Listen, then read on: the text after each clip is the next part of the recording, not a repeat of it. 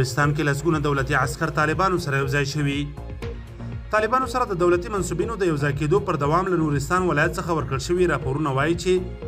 د یاد ولایت په کامدیش ولسوالۍ کې لسګونه دولتي عسکرو وسلې پر ځمکه ایښي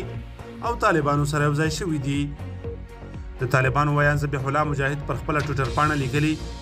د نورستان ولایت د کامدیش ولسوالۍ په مربوطاتو کې د کابل ادارې پاتې شپېته تنه عسکر او اربکیان له خپلو ټولو وسلو او تجهیزاتو سره یو ځای مجاهدینو ته راغلل. د مجاهد په خبره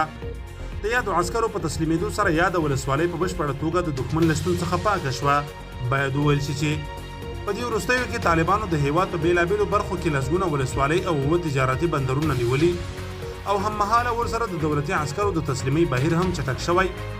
او هر ورځ لسګونه دولتي منصوبین خپلې دندې پرېږدي او طالبانو سره یوځای کېږي.